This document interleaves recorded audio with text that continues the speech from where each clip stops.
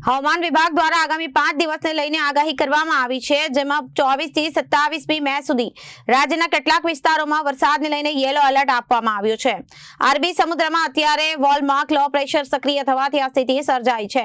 આગામી 24 કલાકમાં સિસ્ટમ ડિપ્રેશનમાં પરિવર્તિત થશે એવી શક્યતા છે। તો દક્ષિણ ગુજરાતમાં અને સૌરાષ્ટ્રમાં ગાજવીજ સાથે ભારે વરસાદની આગાહી કરવામાં આવી છે। સુરત સહિત અનેક જિલ્લાઓમાં તથા નવસારીમાં પણ ભારે પવન સાથે વરસાદ વરસ્યો હતો।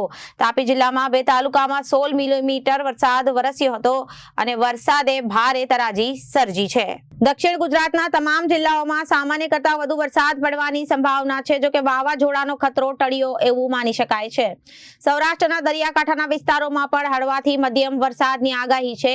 ખાસ કરીને સૌરાષ્ટ્રના ભાવનગર, અમરોલી, ગીર સોમનાથ, જૂનાગઢ અને રાજકોટ જેવા વિસ્તારોની અંદર વરસાદની શક્યતાઓ છે। 30 અને 31 મે સુધી ગાજવીજ અને ભારે પવન સાથે છૂટાછવાયા વરસાદ વરસે એવી સંભાવનાઓ છે।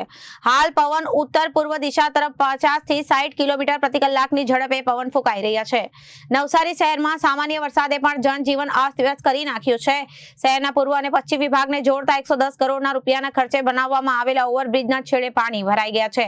મહાનગરપાલિકાએ પાણી રોકવા માટે 17 લાખ રૂપિયાના ખર્ચે દિવાલ બનાવી હતી, તેમ છતાં પરિસ્થિતિ કાબૂમાં આવી નથી। રેલવે અંડરપાસમાં પણ પાણી ભરાવાના કારણે વાહન વ્યવહાર ખોરવાયો છે। વરસાદની અસરથી શહેરની લુન્સીકુઈ અને સિંધી કેમ્પ વિસ્તારમાં વૃક્ષો ધરાશાયી થયા છે। ફાયર વિભાગના જવાનોને વૃક્ષ પડતાનો કોલ મળતા તેઓ તાત્કાલિક ઘટના સ્થળે પહોંચ્યા હતા। ફાયર વિભાગની ટીમે ગણતરીના મિનિટોમાં વૃક્ષોને કાપીને રસ્તો ખુલ્લો કર્યો હતો। Bureau report, Janadesh news.